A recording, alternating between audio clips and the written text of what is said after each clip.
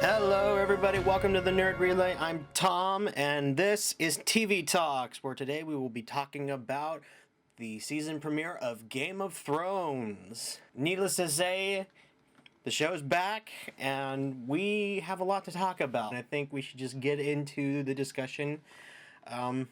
Jon Snow is pretty much dead, at least at this point. I mean, the show has already shown that there are plenty of characters that have died and have come back. We have the rebels. I forget the names. There are so many characters on this show that I'm naturally going to forget a few things. It's a hard show to follow, but we have the rebel guy that Arya was with for a part of. I think it was 2 seasons ago. I can't remember.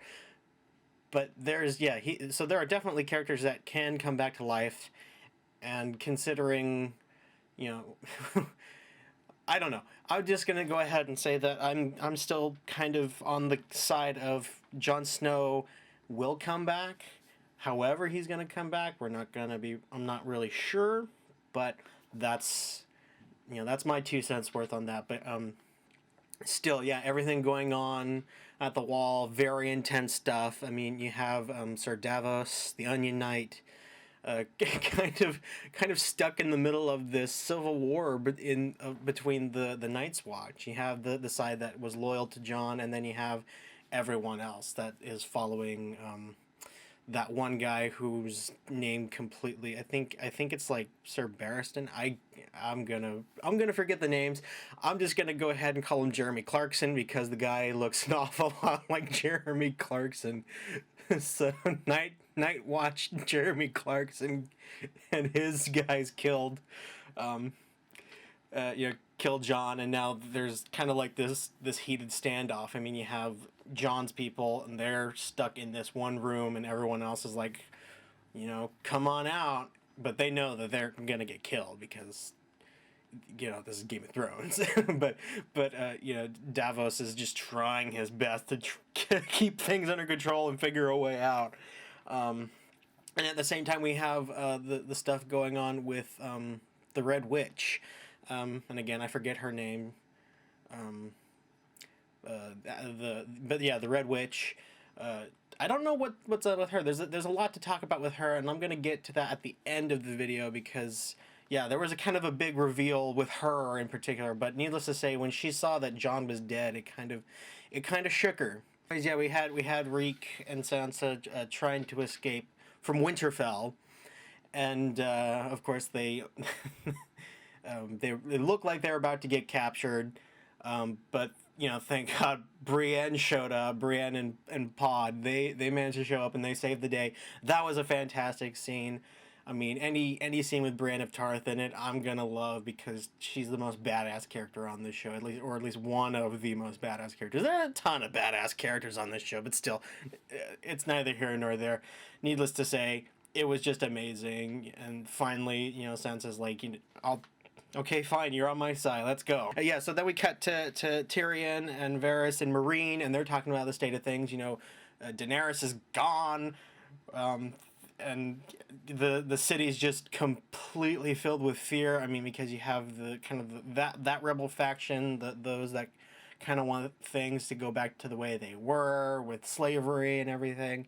And Tyrion's he's just looking at everything, just talking about how everything's gone to shit. And how he's like trying to figure out, like, okay, how am I gonna salvage this situation? That was interesting. And then going and seeing that somebody or some group has torched all the boats in the port. So he was just like, it looks like we're not going to Westeros anytime soon. as if they were ever going to get to Westeros. At this point, I seriously doubt if Daenerys or Tyrion are ever going to get back to Westeros. At this point, it's going to be the fifth string of characters that they introduced this season that are going to be the ones taking over the kingdoms at the end of the series. We also had some very interesting stuff back in Dorne, where they were, things were going going towards the inevitable direction of after they killed another one of the Lannister girls whose name completely eludes me, but they killed the Lannister daughter that they had, um, and they ended up killing Chastain or Dr. Bashir. They killed Dr. Bashir. Yeah. Which is a pity. I mean, there's so many great characters, or interesting characters dying on this show, and he was one that was like looking forward to it because he looked like, the voice of reason. But silly me for thinking somebody with some actual sense and decency was actually going to live. But yeah, it was a nasty bit of business over there in Dorne. Just the Sand Snakes killing everybody. I mean, they killed Trystane. They killed his son.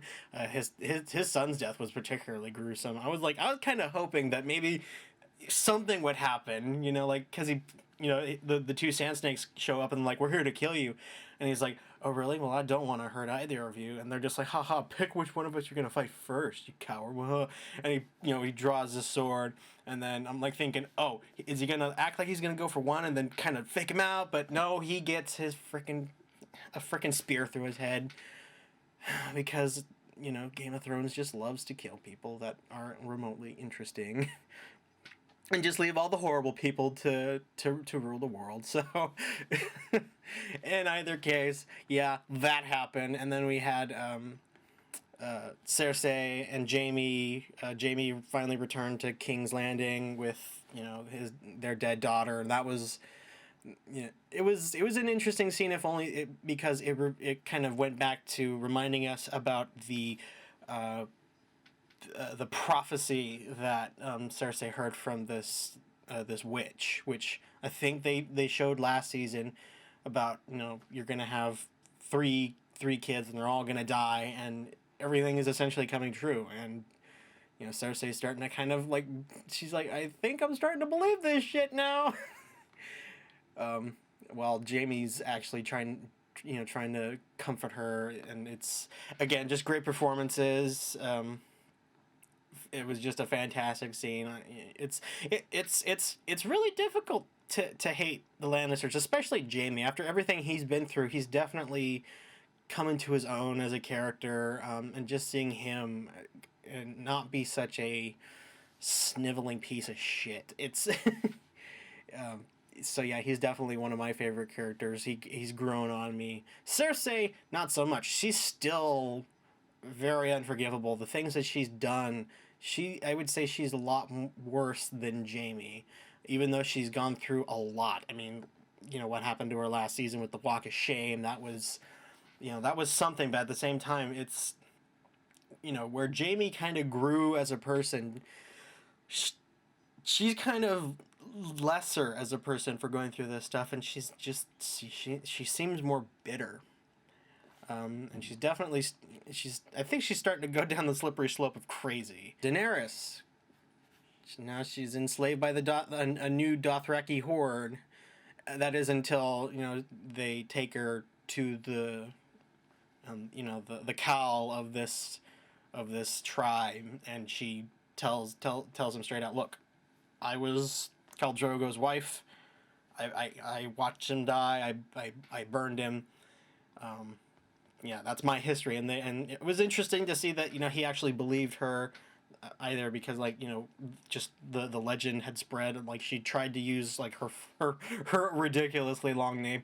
Yeah, that's the problem. Again, another problem with Game of Thrones. If the characters' names are too difficult to remember, they're too long to not be worth remembering. You should just start naming characters Sam and Steve so I can remember them easier. And in either case, Daenerys, she seemed like she was well aware of the position that she was in, but she wasn't going to take any crap from these Dothraki. She's like, no, I've gone through this already. I know how to handle these people. So she showed that she still has that commanding presence, even though she's coming from a position of weakness. That was a great scene, and it seems like she's gonna get sent to the quote unquote capital of the Dothraki to basically live out her days, as a Khal's widow. Don't know what's gonna happen with that. No doubt, her dragons are gonna show up or whatever. So yeah, lots of interesting setup there. You know, Daenerys' story. I tend to be very interested, if only because I was just enthralled with her story in season one, and I was very curious to see what was going to happen. And even though some of the stuff she's been up to in these last few seasons haven't been gripping me all that much, I still enjoy her as a character. She's still interesting. I'm still rooting for her to eventually get to Westeros, even though I seriously doubt she'll ever make it to Westeros because this is Game of Thrones. But in either case, still a fun, interesting setup. I can't wait to see what's going to happen. Arya, another favorite character of mine. That's one of the great things about kind of getting a season premiere is just getting to kind of catch up with all the characters, especially the favorites.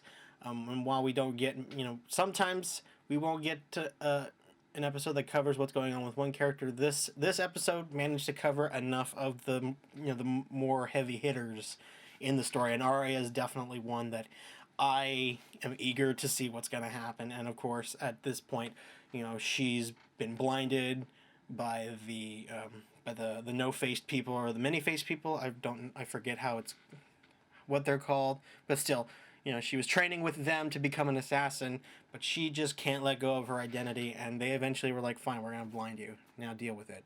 And now she's either posing as a beggar on the streets or she is a beggar on the streets. We don't know what, but it seems like the no-faced people are still training her because that girl shows up and kicks her ass. She's like, "Here, pick up this stick." It was like an episode of of Daredevil. Just like Stick's just gonna kick the crap out of Arya and teach her to be Daredevil. That would be awesome. But I'm pretty sure that at some point in the books, I've read the books up to a point. I'm pretty sure at some point Arya does get her sight back, but still, just kind of playing around. How fun would it be if Arya turned into Daredevil? But in either case, yeah, that was just a fun scene. I mean, just getting to see anything with Arya, always great. She's a great character, love her. Dario and Jorah, we also had an interesting scene where they're looking for Daenerys and they're kind of on her trail. They're trying to catch up to the to the Khal, not the Khal, or the Khalasar, I think it's called. But they're on her trail. They're trying to find her, and at the same time, they're talking about like, yeah, Jorah's got a thing for Daenerys, but it's not gonna go anywhere, and it's looking like it's never gonna go anywhere because he still has that infection that he got. But yeah, it's getting bigger. It's starting to get a little bit gnarlier, and he's like, ah, man. So he's basically trying to beat the clock in terms of whether or not he's gonna be able to see Daenerys again. But still, just an interesting scene. Again, we're just kind of getting around, reintroducing ourselves to the characters, trying to remember where we are, and also kind of setting up where they're going. That was really great. And then the episode closes out with a very chilling scene of the Red Woman. Basically, she takes off that magic necklace that she's been wearing, that magic choker that has protected her from many things, such as burning and poisoning, and she took it off, and ooh, yeah, that was just a very chilling scene. I mean, it was a clever way of reminding us that there is something else going on in this world. It isn't just political backstabbings and people getting sick and dying, and there is magic in this world. And even though I'm not really sure how you can interpret this scene, given that the scene that we had of the Red Woman before was her seeing Jon Snow and saying, I saw him in the flames," which usually is her way of saying, I had a vision of him in the future. He's going to do something. I don't know if this was her having doubt. I mean, it would be interesting to see if she did doubt herself, maybe. But the fact that she kind of casts off the magic, choker, to kind of revert back to her ancient self, it was a very chilling thing. But I got the impression that, she's kind of lost her faith in a way. Maybe, I don't know. But in either case, it's still a scene that reminds us that even though things are grim and dark, there is still some sort of magic that's going on that's affecting these characters.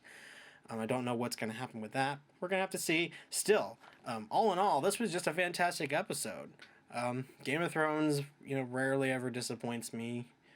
If Even though it does seem like they do tend to drag things out a little bit, sometimes they introduce unnecessary, characters and plots that I don't really much care about. But still, solid, solid show, solid episode. I definitely would give the season premiere of Game of Thrones a 4 out of 5. Just fantastic. And yeah, I think that's pretty much it for my thoughts on this episode. I guess I'll catch you all next week with the next episode of Game of Thrones. In the meantime, I've been Tom. This has been TV Talks, and I will see you later.